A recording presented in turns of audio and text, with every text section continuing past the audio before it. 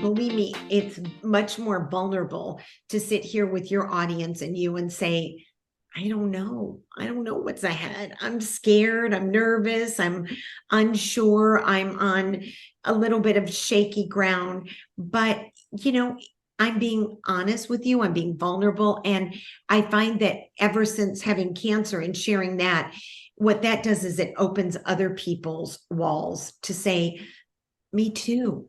Yeah. I'm 20 and I'm there. I'm 70 and I'm there.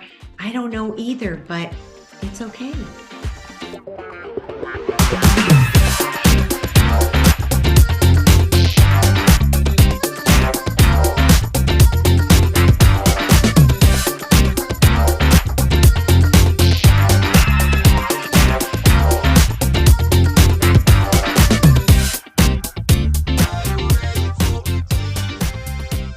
Welcome to the Fifi Uncensored podcast with our guest, Kym Douglas, lifestyle and beauty expert, and our part 2 conversation of something that was really an authentic part of my joy being with Kym. It was really a vulnerable, heartfelt conversation that I cannot wait for you to grab your coffee and your cannoli and listen in, because here we go. You can't live in an ice cream parlor and think life is just going to be a bunch of scoops of ice cream, because it's not. Exactly. And that does not make it wrong or bad or harder or whatever. No, let's be authentic. Let's be honest. This is why I do this podcast. This is why I spend 2 hours, because it's right about now that we start to get into that. Yeah. We really are gathered around campfire. We really are like pulling back the curtain, and we are really having a heartfelt conversation, because most of us aren't taking the time to do this. And this is what to me is so important to talk about. How do you see it? How do you feel? How did that affect you? For me, it did affect me, because I got to reflect and go, wow. And I even said again in the recording, this is like noise in my head, that I had nobody to turn to and talk about. I didn't actually realize until a few years ago, my brother and I were talking about how we'd be horrified to go. Like, we loved going to temple, not because we were religious kids, but it was a very positive, actually, like successful people, well put together from head to toe. Women were just pride. It wasn't about money. It wasn't about, oh, those Jews and their money. No, these were people of all walks of life who just put some effort into their prep, because they cared, because they had perspective. And you said it earlier, that the generations that raised us went through depression. Yep. Tough. And no matter how they fared through it, I know people who became uber wealthy during the depression, and other people it took, generations to recover. Right. And so I certainly know that I was taught some very great foundational things that I'm thankful for, because I think it's set me apart in my own way, but doesn't make me different or better, but it's given me some rules of engagement to play by. And I think, going back to what you also said earlier on, sadly, people get lost. Yeah. And I think that through something like this can make people, mental health, sadly, has just been like, it's funny, Kym. It's not funny, haha, by the way, but it's funny that, again, in the 60s, my parents were like all about therapy. So therapy was like no big deal. It was like you went to the dentist, you went to your therapist. Wow. This was a household I was raised in, very advanced, very open concept homes with, literally in the 60s, we had barely any walls besides the bedrooms, lots of glass, art, culture, blah, blah. I was really, really, really lucky, really lucky. But, that did not make it bliss. Yeah. There was a lot of not bliss and all that pretty. Yeah. Which is kind of interesting when you go into Hollywood, because it's kind of parallel. It is, for right? Sure. It's like all shiny on the outside and all, oh yeah, and then you see behind. And it's interesting, because we also talked about, your network or who you know and having an eye on prize and all those things. It is interesting. I, like you, I had no connections. Even when going to film school and being in theater and fine arts, still no connections. I mean, I'm in some of the best schools, no connections. Honest to God, there are moments I go, I have no idea how I succeeded. Yeah. Yeah. I know. Because it was by like the grace of God. the Yeah. energy, God, all Yeah. of it. So you do come into, you may not have become Jessica Savage, but you became Yeah. Kym Douglas. Right. No, you're right. And like you said earlier, it isn't necessarily that people have to stay on this, path of there's the goal and you must go there. We all pivot, and pivoting is part of staying on your path too, because you have to be open to listen. When I was, in my head at 12 thinking I'm going to be a news anchor in New York, did I ever think I'd be, with a 40-year-old lesbian comedic genius in Hollywood doing, improv every day for 19 years? Never in a million years. But that opportunity presented itself through a bunch of other things, which is an interesting story. And I jumped on it and I took it. So, yeah, you have to be open to that and be doing your part in getting it done and getting towards your goal. You can't just sit back and be like, well, I hope that my connections open this door or whatever. It's really funny about that whole backstory, because I don't know the whole backstory, but you may or may not know this about me, but I knew about Oprah before Oprah became Oprah, and I also was Ellen's hair and makeup artist before Ellen came out for years. Yeah, I was her personal, and when you and I met at Soap Talk, and then as we were wrapping things up and the opportunity of the doors opening, I mean, I totally saw that was going to happen. Like I see some other things happening for you, by the way, and these are things that I can't control, but yeah. And so, I saw Oprah's future becoming Oprah's future. And this was in 1983. I was in the university, and I was, I don't know if you'd ever been to Chicago, like the water tower. From Michigan. Yeah. It's like a cousin city. Yeah, cousin, exactly. So as you remember, Water Tower Place opened in the 70s. We would go there. Like my father and mother loved taking us to Sunday brunches. Fabulous. I love it. I wish I could go right now. Oh my God, it was the best. So the Ritz-Carlton had opened up there. So we would go to Sunday brunch and, blah, blah, blah. Yeah. Anyhow, one of my dearest friends in college, and I've shared this story before, but there's a reason for it, and I aligned with you, whose parents were from Ohio and plucked out of Ohio by Ray Kroc and sent to London to start McDonald's in England. Shut up. True story. Wow. True story. Made them mega million, Yeah, had a condo in the Water Tower Place condominium section, and we're there visiting one day, hanging out, a few college friends, still in school, but took a little trip, and randomly my friend just says something about this woman moving in across the way, and don't know why, but mentions her name, and I'm the only one that goes, Oprah. And they were like, yeah, Felicia, Chuck just said Oprah. And I was like, yeah, I know he did. What? Oprah just moved in across from your parents? He's like, what's the big deal, Felicia? Kym, this is when she was a little show in Chicago that nobody knew. I said, do you have pen and paper? I literally wrote her a love letter. Saying, I see, and I literally tell her what her future is going to become. Wow. And how I'm a college student. So no different than you in high school at 16. I'm a college student, and this is what I want to do when I get out. Because why? Because talk shows were my thing, and female comedians were my thing. And smart, funny people were my thing. And great conversation was my thing. So I'd be the girl leaning in going, I want to do that. I want to do that. So to that point, so I did that, and I slipped it under a door. Well, Kym, this is a secured building. it wasn't until years later that I went, holy shit, this woman must have been like, how in God's name did this get into a My condominium? gosh. But I didn't think that way. And then ironically, I ended up working with, and I don't know why their names have escaped me, but I was working with a lot of other celebrities. I'd already had my run with Ellen. It's now ironically 9/11.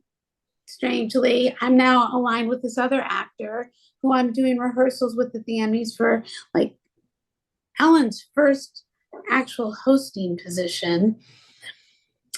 And I mean, I would travel with Ellen for years. How did I don't know how I didn't know this. Wow. Yeah, Wow. yeah. And it was kind of crazy because I loved and adored her, and she tried to get me in the union twice, and then she couldn't, and so we went our separate ways, and it was all great and for no reason. Literally, though, at the Emmys, we're running into each other through security. She doesn't know who I am from a hole in the wall. Yeah. And I was like, wait a minute, what?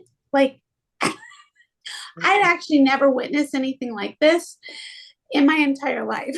Like, I could have been with a campmate who I hadn't seen in 30 years, and I still knew their nail bed. Yeah. Oh, wow. So it was one of those moments where I Wow. was like, what? Like, it was just you and me traveling around, me keeping your secrets. Like, what?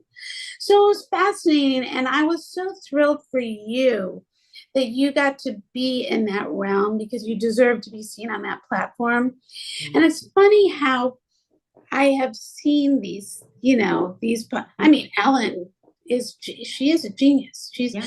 what I loved. I would remember being on like the side of the stage when she'd be delivering this very clean, not Yeah. offensive, having people bent over. I was like, I love this so much. And, being with funny women who I've Yeah. been aligned with a lot of funny women over the years of, which is also why I've always adored you because you're funny, you're smart, you have great comedic timing, you have a lot to share, you have a lot of reflection, and I mean, you're like the Jessica Savage meets Lucille Ball to me. Oh, wow. I love that. You can I say, hope you love that. I hope that was a compliment. oh my gosh, two icons. I mean, I should be so lucky.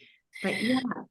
Yeah, but you do have that, like, you have that it factor, Kym. You do have that stardust. You do have that own signature style. And I would run with that. I would really run with that and like really take that on more than you already have. Yeah, I'm a little at a crossroads right now. Funny enough, I was contacted by the Golden Bachelor. Um, I know. I felt the same way when you just went. I'm like, wait, what? What would Jerry be saying up there? And it at the time, believe it or not, this only in Hollywood, Felicia, you're either, too short or too old or too fat or too skinny or too whatever. Yeah. And, I for some reason I was very vulnerable and I went through the process because somebody from the Ellen show who ended up going to The Bachelor called me up and said, we think you'd be really fun. And I was too young. At the time, they only wanted women 65 and older. So again, in Hollywood, I was too old. You're too something. So Yeah. anyway, and that all worked out just fine. But I am at a crossroads right now. Ellen ended. I thought that was going to go on forever. It was the number one talk show I was on a show on Hallmark called Home and Family that ended because of a lot of different things. And then, Jerry passed away, mom passed away, my son moves to New York. So it's a big shift in the ground in my foundation of 40 years. All of the ground shifted, and it will be interesting to see how I will navigate that. And, I have a couple of choices. Listen, my first choice, which actually sounds really kind of good, is let me pull the blinds. Let me stay in my house. Let me eat whatever I want. I love, please don't judge, The Real Housewives. I'll just put them on 24/7. I don't have to think. I can just, you don't have to know what's going on in the world. There's no wars. There's no everything. They're just yelling at each other because I copied your black top and you didn't want me to, and I'm wearing it anyway, blah, blah. and not really deal and just, I'm just going to do that. And you know what? That is option one. And it's really a very viable option for me. I could do that. Mhm. And there's other options. They're scarier. And Mhm. I don't know what's going to happen, Felicia. I really don't know. It's a scary, exciting, uncertain time. And I think there's a lot of women and maybe men that are out there in the same position that I'm in. And I don't know. I don't know what's going to happen. I hope you'll have me back on in the years to come so I can tell you how this. Oh, well, for certain I am. And it's funny that you mentioned it because I do think that there is between the world at large over the last few and a half years and emotional state of mind, universally speaking, and recovery and loss and all and readjusting and all of the pivots and all the things.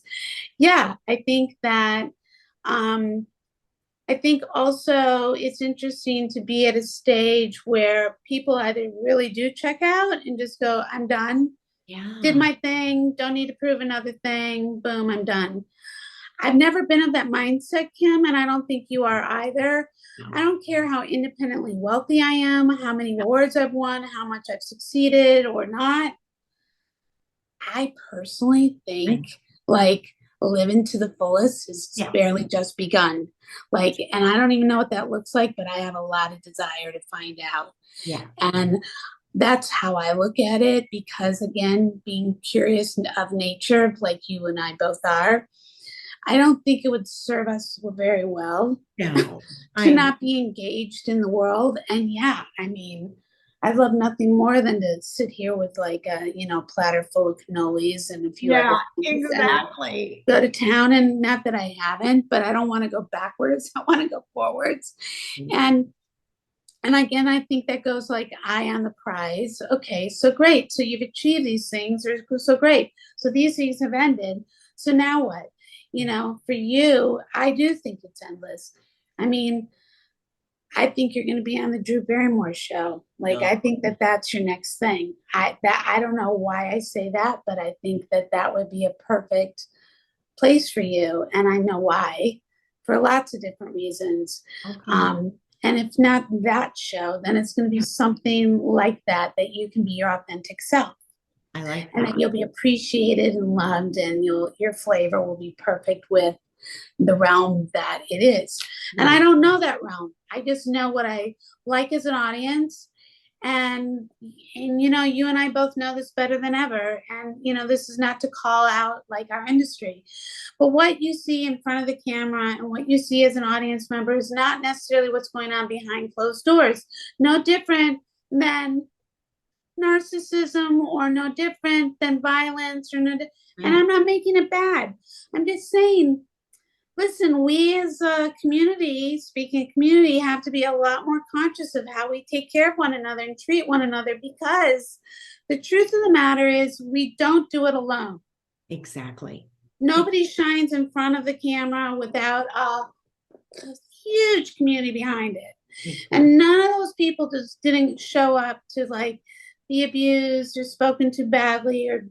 treated in a manner like whatever. And I'm not saying it's one-sided or not. I'm saying it's all infiltrates. And so I think that also we have to be very cognizant. Like I think like a studio head. Sounds really crazy, but I know I can say it to you. Yeah. Like, yeah, I know you're gonna be like, that crazy ass Felicia. No, I get it. Yeah. Yeah. Yeah. Exactly. I do. I think about like how do you bring creators together to understand one another and what our ultimate goal is. Mhm. And at the end of the day, we're serving our audience. That's who we're here to serve.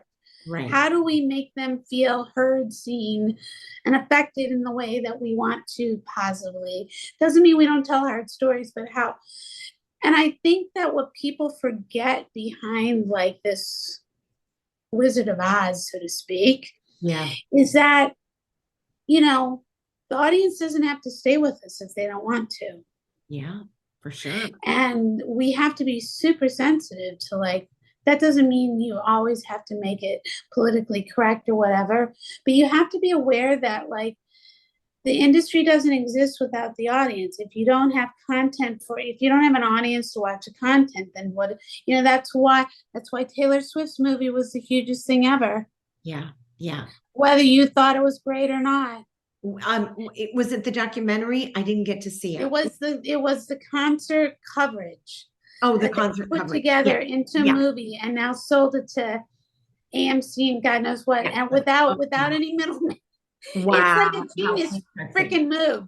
Like, talk about Yeah, a she's so smart. woman who, like her or not, you don't have to be a Yeah. Swiftie to go, you Adorable. are a rock star because your brain has just, and everybody around you is supporting this manifestation. Yeah. May it be used for all good reasons Yeah. versus, you know what I mean? Like, with that kind of power, I hope that you use it for good causes. Absolutely. And I just think that we just need to be super sensitive. I think what your genius is, Kym, is and what I appreciate about us circling back with each other after all these years, Yeah. is with all the things that you love, your family, your career, your growth, all the things. For me, you've always felt like you don't feel any different today than you did in 2003, 4 when I first met you, right? No, no, No. Do I feel any different to you? no. But Same. a lot of life has Yeah, happened. for sure. For I mean, sure. because we're talking almost 20 years. Yeah, absolutely. That's a lot of life. And what I love about that, and it's interesting because this is true of all my friends back in the Midwest. They're all like solid people, no matter what they do in the world, how much they shine and achieve and whatever. They're still the same people that, you rode your bike down to the cul-de-sac, or Yeah. you graduated from college together or whatever. Not because people didn't come from all over the world, of course. And you and I, in those 20 years, have not only gone through different shifts of the people we've aligned with and work and family dynamics shifting, but we also both went through some health stuff. You, breast cancer, mine, both thyroid and now ovarian cancer. And I want to just speak on that for just a second, not to make it about a cancer story, but your mindset, like when you got diagnosed, like what was that journey like for you? So when I got diagnosed, the first thing that went through my mind was just like, I've got to get this out. Then the second thing that went through my mind was I didn't understand. And I'm one of those people, Felicia, that I really get my dander up. It takes a lot to get my dander up because I love to just, laugh and be funny and do like more of the lighter fare. But I really hate injustice. And I mean that in all aspects. I did everything right. Like I drank my green juices. I kept my weight in check. I didn't drink that much. I mean, maybe on a Friday night with dinner with Jerry, we'd have a glass of red wine. Oh my God, big deal. Never smoked.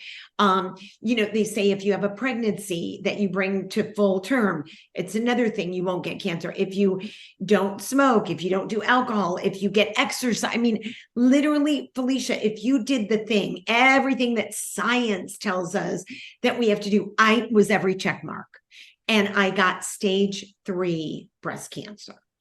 My mother was 96 when she died. Never had breast cancer. My aunts, my cousins, I don't have any sisters, but no one in my dad was totally, so you tell me, how does that, so I felt like it was an injustice, if you will, but cancer is no respecter of persons.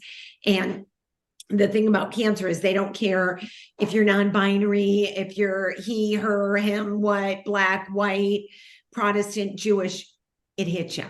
So, then I got mad And I was like, I don't understand. I did all the stuff that they told me that I was supposed to do. And I got really mad at God. And then I got determined. My next stage was then determined, you know what? Cancer picked the wrong girl, and I'm going to show you. And then I fought it with everything I could, had the double mastectomy, had the radiation, lost the hair, which I know you went through, the eyebrows, the eyelashes. And then at the very end, when I really, my body had just been so poisoned and destroyed by, also fixed by chemo and all the drugs and all the radiation.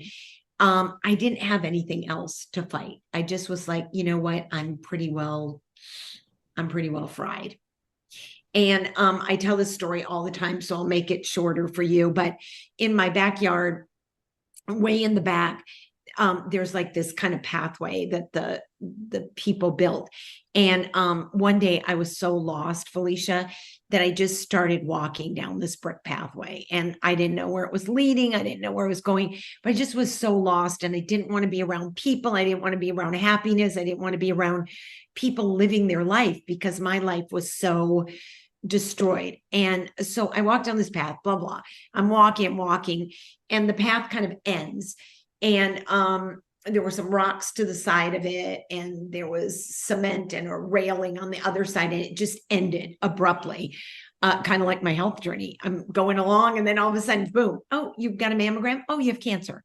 Like, wait, what? And so I'm standing there, and I look up to heaven because much like you, I went to Sunday school my whole life. I was raised in a very religious home, and that's always been my foundation. And so I looked up to God, and I was like, I don't know if and I'm not this person. I don't think you are either. I don't know if I'm going to make it or not. And I don't think I can keep going on. But I knew I had Hunter, and I knew I had Jerry, and I knew Jerry was approaching his battle as well, health battle.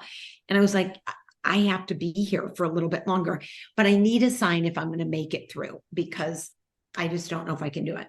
And much like you, and I love how you started our conversation about the fairy dust, because I wanted that shiny thing, Felicia. And you're kind of a shiny girl. You make people pretty. You make people feel good. I like to make people. So we want the shiny things. The shinier, the more I'm attracted to it. And I was like, Lord, can you bring a butterfly? Can you bring a leaf that falls and lands on my shoulder? And I'm getting all, esoteric, and nothing. Not one thing happened. Not a bird, not a bee, not a fly, nothing. It was just silence. So I'm out there, all these trees around me, and I'm like, wow, this is really interesting, God. I said, I believed in you my whole life, and I always talked about you, and I was always faithful to you. And now I need you. You're nowhere to be found. You don't show up. Interesting. When I'm on Ellen, oh, you're there. When I'm, around, but now I'm here with bald, no eyebrows, no hair, green. I've lost 17 pounds in 6 months. I look like shit, and you don't show up. Great. So, I was absolutely defeated, Felicia, and I don't get there easily. Mm-mm. And at that point, I just literally had nothing left, no strength. And I hung my head in absolute giving up. And when I looked down, the path had ended, the brick path, and there were rocks to the side of it. And then, like I said, this railing. But I found myself standing on a old, ugly, cut down oak tree stump, the stump of an oak tree. And they had to stop the bricks because they couldn't, this oak tree was so strong and so sturdy. And the rocks and the cement, they had to also cut because the oak tree was going to stand no matter what. And the roots went down so deep, it was going to cost the construction people so much more money to dig so far down. So my feet were planted completely in the center of this oak tree. And I felt, I don't want to get all weird on you, but I felt like a jolt or some kind of a thing go through my body. And it was like, I've been holding you up this whole time. You've been standing on solid ground. My roots are so deep. They're not the shiny, pretty butterfly, Hollywood, all that. It's ugly, dirty, cut down oak tree, but it can't be destroyed. And you're standing in the middle of it. And I'm holding you in the palm of my hand. You're going to make it, and you're going to tell your story, and you're going to help other people. And I am always here. And I turned around and I fought like hell. And my hair, as you know, Felicia, we talked about it. This is all mine. There's no extensions. My eyebrows, but everything came back, and it came back richer and deeper and with more depth in my life than I ever had before. And that's how I got through cancer. I absolutely love that share. I wish you, of course, you hadn't had to go through it. But my takeaway from hearing you, Yeah. you said it right off the bat. Like you love laughter and you love the shiny things, and that's what you're drawn to. And wouldn't it be nice to just keep it light, like the ice cream parlor kind of mentality, right? Yeah. And I thought you'd have been had to think about this, Kym, because my name means happiness. I love nothing more than to laugh and be light. You I'm are. also super, super deep. Yes, you are. And so I know that sometimes the deep can be like, but you now understand from my sharing that my deep came from a very young age of impact. That doesn't make it wrong or right or victimy or anything. It's just an is, which is something that came when other friends were so plain and discovering. And I was like, oh shit, this is grown up shit already. Yeah. Okay, that's not my point. Coming to the story about cancer and your journey, the arc of your experience, and then the being shown the sign of you've been standing on the deepest of roots, this stoicness of this wood, this oak, this tree that has to be held up in everywhere because it's so powerful, this like unstoppable. Yeah, hello, that defines exactly. I mean, this is no smoke blowing up your dress kind of statement. This is the definitive of who I see you being.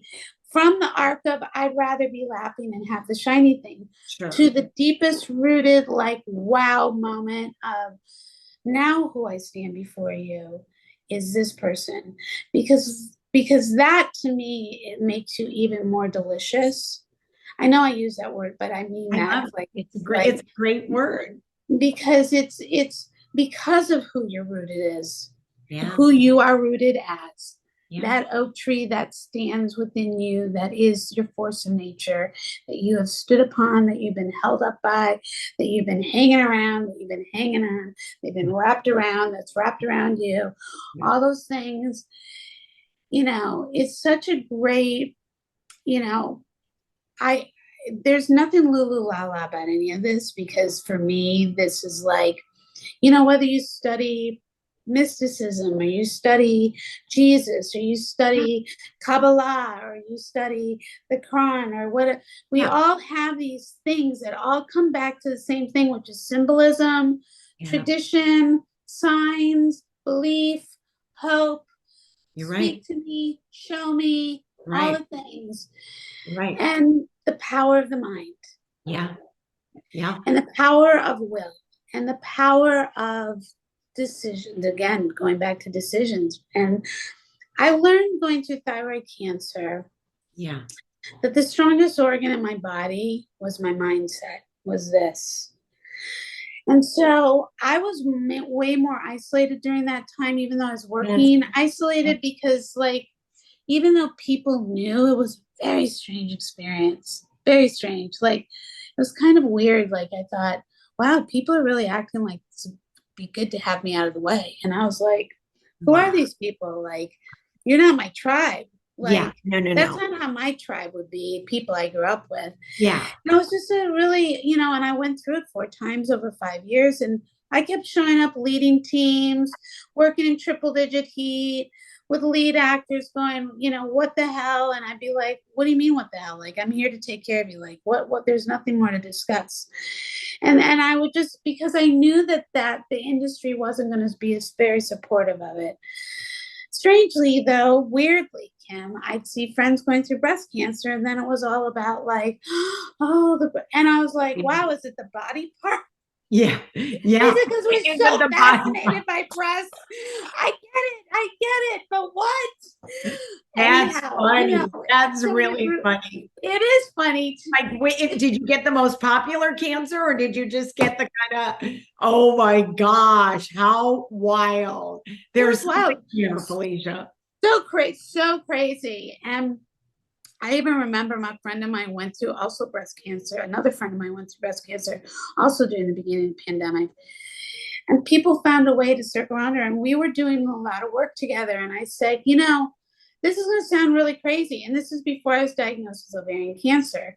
So it's kind of crazy, my observation. And it's not a me and whoa versus you, but it's like fascinating, what that was about. Because I had to ask myself, like, what was it about me? Because I really wanted to figure it out. And I was like, maybe it's just I needed to just see things for what they were and to like recalibrate or do whatever. Like there's no necessarily all the answers. But I did take advantage of that time to really start to like go, okay, my future self wants to look like this, and my future self wants to surround myself with this, and my investment in myself wants to look like this. And those are the things I started molding together back in 2011 going forward. And it's interesting how then with this period of now going through ovarian cancer, and like yourself, I am all about fairness. Yeah. Yeah. And like you, I don't have history of cancer in my family. So weird. So I know that, we're talking about life, death threatening kind of cancers, sadly, whereas thyroid, it was like, oh yeah, no, if you're going to get cancer, that's the best. Yeah. I was like, oh, great. I know. So it's interesting because one of the things that I realized, which was nobody cares, but I do believe that all the things that I've loved and I've been passionate about, I still love and passionate. I don't want to deny that I was pre-med or my fine arts or whatever. I've had to deny so much because of so many other people's insecurities or whatever they have, and I don't know, because I don't walk through worlds or rooms going, oh, they're insecure, they're jealous. Like I don't like that. I like to like raise people up, so I don't think of people that way. But I couldn't fully be myself. And then when this happened, and thank God, what had happened for me was the last 3 years allowed me to start doing some really messy, uncomfortable things, i.e. with social media.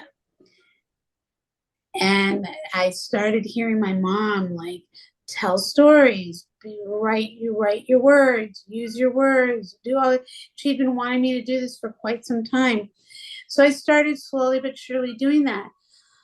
But I also heard that it's very selfish to keep your information to yourself because you never know who needs to hear it.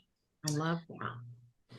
And that's what gave me the beginnings of the courage, on top of my trainer who said, Felicia, you need to document your stuff because you never know what it might turn into. Right. There was no plan. It was just document. So literally, I never went to the place. I was misdiagnosed for 4 months. Oh. So for me, I was pissed when I found out my diagnosis because 4 months had gone by. And at that point, I wanted to take somebody out. Yeah. Because I wasn't being seen and heard as I know myself to be seen and heard. Right. I get that. And that I advocate on, and all the things that I speak on. So long and the short of it, for me, that was my kind of like fire in the belly. Yeah. And I had already had this fire in the belly. It's just that a lot of people didn't know about it, you Yeah. know. I actually have to say, this is going to sound like such a strange statement and just very kind of raw, but like I got mad at our cleaning help when she commented on the pads in the waste paper basket, because I was like, okay, you just crossed the line with me like that, you know, and it's so layered. But in the end, I really knew it was her loving on me and caring about me and wanting to know if I was okay because she'd been around me for so long. So crazy. Like that's just a little like dust in the wind statement. Wow. So I realized that, you know, when I was in the hospital, I recorded myself for the first. I didn't realize it wasn't my first time. I thought it was, but it wasn't really. I found out recently. But I recorded myself, and then some really funny moment happened where somebody knocked on the door and asked if I wanted a blessing or if I wanted a prayer or something. And I was like, I'll take all the blessings and prayers I Yeah, can. why not? And she looked to me like I described her. She might not even be remotely like this, but in my mind, she reminded me of like this older version of a Gilda Radner Oh my gosh, with how salt and pepper perfect. hair and like the What? oversized sweater and the oversized skirt and basically like the Oh, socks with like the Hoka tennis shoes, just how kind of like with the. fun. And I was like, come on, come sit down. I'm in my hospital gown in my bed, sits down. We end up having this amazing like TED Talk meets philosophy, meets belief, meets, you know, the whys and all that. We finished. She's like, seriously, who are you? She's like, you know, all you've been talking about is advocating for everybody else, like not about your journey. And I was like, because people need to understand that it's no, my story is just meant to be to help people take action with their own lives and their own well-being, because I was healthy. I was in great shape. I don't I don't smoke and drink. Yeah, I'll admit I've like pot over the years, but Yeah, that doesn't, you know, right. whatever. But I'm not a drinker. Yeah, I've never been abusive. My biggest abuse has been I've carried extra weight. Was yeah, that my thyroid? Was it this? Was that? It doesn't really matter. I'm a Sicilian Jewish girl. I like food, but that right. doesn't mean anything either. Like it's just okay. There we are.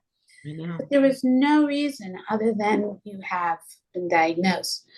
And then it was a matter of how you took action. And what I loved about what you said was, you know, your determination. And no matter all the things that we both went through, which was the exposure to these toxic chemicals and how it affected us physically, emotionally, spiritually, all the things, because at the end of the day, I know you and I both have a lot of vanity.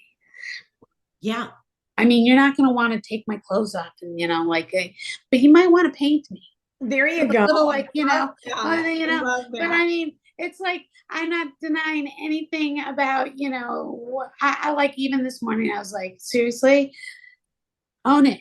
This is who you are. Love Yeah, it, because you never know, because it doesn't matter. Like the I bottom know. line is none of this shit matters. Yeah, And that's really the parallel to this whole journey, right. is that I'm grateful that you were given the root of the oak tree sign.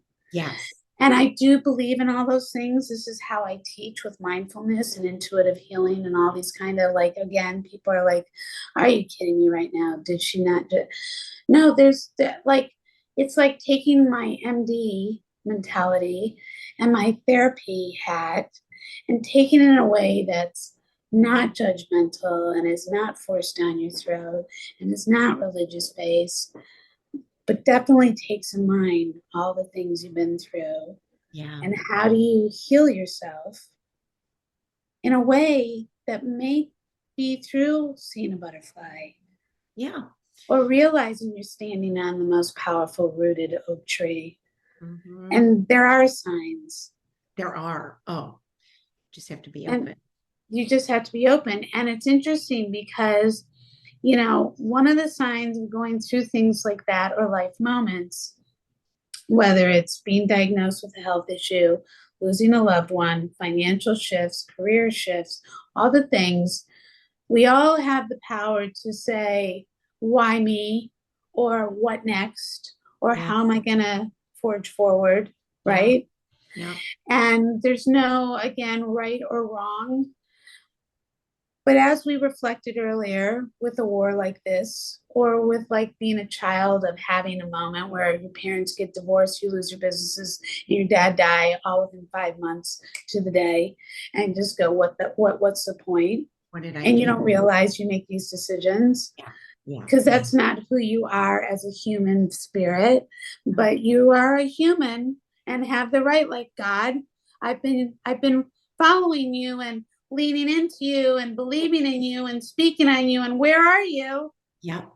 So these are God moments where, like a war, people can go, where was security? Where were cops? Where was God? Where was, like, how does this happen moment?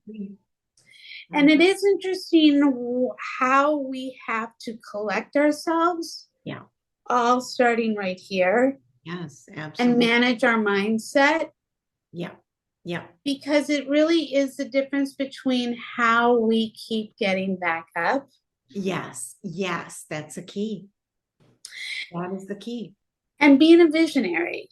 Like, you don't have to know how it's going to figure itself out, whether you're going to be the golden bachelorette or there's going to be another iteration of another beautiful Jerry Douglas that comes into your life. I don't know, Felicia. I don't know. I don't know. I just think, well, who wouldn't want to? Oh, you'd be surprised in this town how, interesting it Well, is to there's a not. bigger world than this town. You're right. You're right. You're And right. I know you're here right now, but if Drew Barrymore calls you up, you just might be taking a place in New York, and you Never. just don't know You how never. things play out. And when Yeah. I get the phone call, Felicia, are you sitting down? Yeah. I'll be like, I'm ready. Lay it on me, Yeah. girlfriend. Yeah. Lay it on me. I receive all of that good stuff from you. I really do. Yeah. Yeah, no. Well, and I mean it to my from my heart to yours. And from a perspective of now going through all these things that you lived through, unfortunately the loss of Jerry, thankfully surviving breast cancer, having shows come and go, knowing that you've had a lot of success up till now and you have a lot of success ahead of you.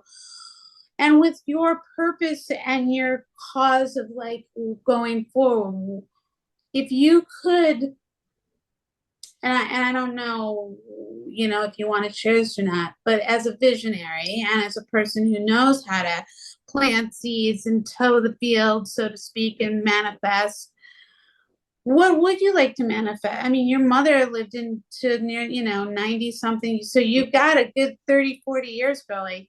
Yeah. Wow. Easily. That's a whole nother life. Yeah. It really is. It's so interesting. And, ever since I was 12, how we started this conversation, how interesting it is that we're literally coming full circle right now. At 12, I knew I had it all planned out. And now at 64, I don't have a clue, Felicia. I don't have a clue. And there's some freedom in that. There's some absolute excitement and openness. I don't know what's ahead for me. I just signed with a literary agent named Jan Miller to write another book. I I have some things going on in New York at Fox News. There's a possibility of another show with 20th Century Fox. My son is in New York. There's funny enough that you'd say this. You seem to be a little bit psychic, but our dear friend Matt Wright, who worked on Soap Talk with us, has just gone over from Ellen, who I worked with for 19 years, to Drew Barrymore. Yep. And called me. So that was a little bit interesting that you brought that up. Hunter's in New York, like I say, and there's a lot of maybe not pivots, but there's a lot of open coals that I think I just need to grab onto and maybe reach out for and take the reins. I'm a little afraid because for 37 years, I had my anchor or my root that was Jerry, and he's gone now. But I think that maybe the Lord showed me that he's my root in that oak tree, and I'm my root. He's holding me up, but I've got so maybe not having that perfect plan like I did at 12 and no Mrs. Peterson in front of me. I just have to kind of step out and see what's ahead. And there's something kind of exciting in that too. Well, you do have Mrs. Peterson sitting in front of you. I love that. Oh, what a great way to wrap this up. You're right.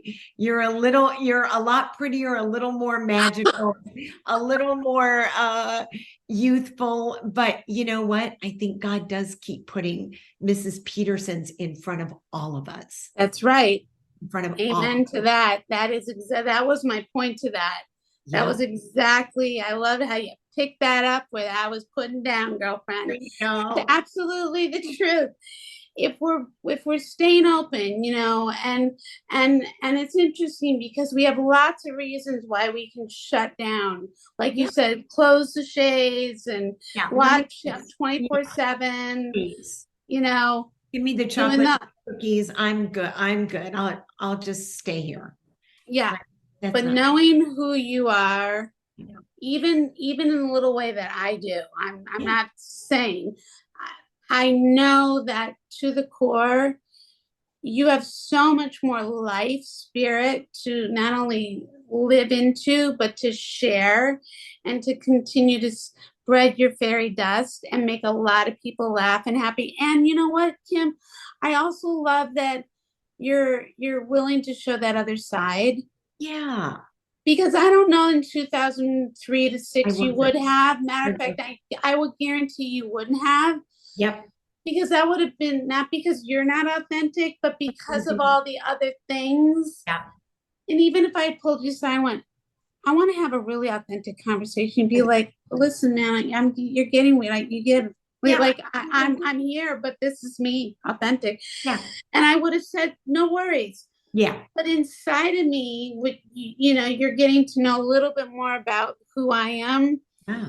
Is that I do go deep, but not deep in a way that's going to make you go, oh, I can't. No, I want it, like I said, I want it light and fun too. And I love that. Yeah. But with that, we can like bring the pasta with the ricotta, and we can bring and we can mix it up for the reasons that really are not only joyful for the two of us to share, but get to share enlightening moments with other people to go, wow, it doesn't have to be black or white. No, and you don't have to know, it's, believe me, it's much more vulnerable to sit here with your audience and you and say, I don't know what's ahead. I'm scared. I'm nervous. I'm unsure. I'm on a little bit of shaky ground, but I'm being honest with you. I'm being vulnerable. And I find that ever since having cancer and sharing that, what that does is it opens other people's walls to say, me too. Yeah. I'm 20 and I'm there. I'm 70 and I'm there. I don't know either, but it's okay. It is okay. And it's interesting. So even though you made the declaration about Jessica Savage, or I had the walls up of all the top comedians and all the awards and all that, we didn't know how it was going to turn out. Those are being visionaries. You don't have to know. And this is part of being present in life. Right. So where you are right now is like exactly the perfect place you're supposed to be. This is exactly preparing you for all the things that are about to come. Yeah. And it's really an exciting time because you couldn't receive and accept all those things if it weren't for the clearing the ways or the moving of the energy and the opening up those possibilities. If you had things going on that would be like, no, I'm sorry, that's so awesome, but no, I'm gonna have to pass. No, you're not in a have to pass mode. No. You get to say yes or no, but on a whole nother power play. Yes. Right? It's true. A little more on my terms than, we always have that executive producer that's kind of telling us what we can do and what we can't do. Yeah, no. And I mean, not only with the executive producer, what you can and can't do, but even the responsibilities in the immediate, right? You're right. And of course, Jerry's always with you. I mean, Jerry's traveling with you wherever, he's like, come on, let's go to New York. Let's make it. We didn't get to do New York together. Let's go do New York together. It's true. And he's like, and we'll do it together, but I'm going to also give you space to like find I'm going to line you up with the right man, so you have more laughing, more twinkle moments of joy and that.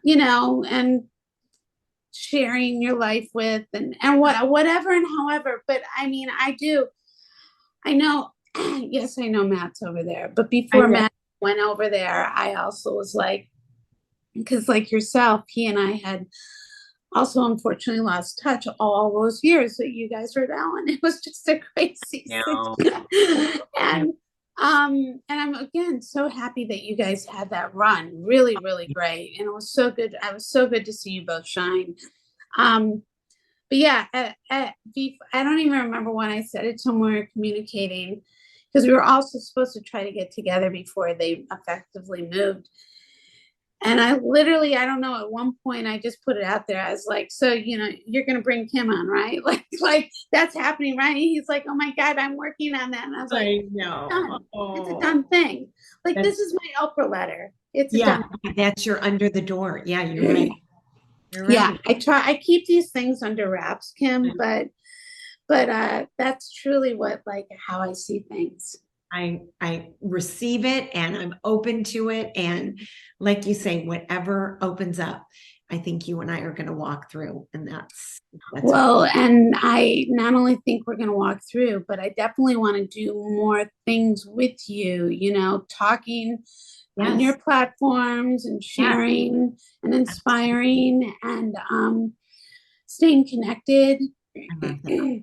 That would be great, Felicia. I would love that. Well, you have just been for not being able to hear one another, or you not being able to hear me at the beginning. I think we've completely heard each other. In the most beautiful, loving, sisterly, supportive, just celebrating each other in a way that really just makes me sing, even though my voice sounds so raspy and rough. You sound your Demi Moore meets Gilda Radner meets Felicia. You're just perfect. And I'm just so proud of you. We're probably ended now, but I just want to let you know on a personal note, I'm just so proud of you. This is really brave of you, and it's not easy to do. And it takes a lot of commitment. And I'm just really proud of you. And I love seeing you soar and you sharing your heart with others, because you have so much to give and you're so blessed. You have a beautiful husband and a wonderful home and a great career and a gorgeous family. So I just, what more can you ask for? You're killing it at life. You're killing it. Thank you. Thank you so much, Kym. It really means a lot. I do feel very blessed. And as you know, none of this stuff comes because you didn't make a commitment and dedicate. It may look like the ice cream parlor, but you got to work at all this stuff. And nothing, as we all both know, is forever, because change is inevitable. And so you have to just love it when things are the best, you can create them to be. Yeah. Right. Adore you, my love, and thank you. I love you. Me. And thank you for saying yes. I didn't mean to talk over, but thank you so much for saying yes. This is going to be a delight to share. I can't wait. Okay. Love you. Mwah. Bye for now. Thank you so much for being a part of this community and hanging out around the campfire with Kym and myself. And I hope that in those conversations that we have had, that your takeaway was to really stand for who you are and be open to the pivots as life is always changing, and know that the Mrs. Petersons in your life do exist and are standing right before you, cheering you on. I cannot wait for you to listen to next week's guest, Melissa Peterman, and myself gathered together around the campfire. It's a joy to have you here. It's a joy to create connection and conversation with all these powerful women and have you be a part of this community. Share, subscribe, tell everybody, this is what we're doing over here. This is how we're gathering around a campfire where we get to be authentically ourselves and share our stories, our life experiences, and how we keep getting up and succeeding. Much love. Have a great week. Bye for now.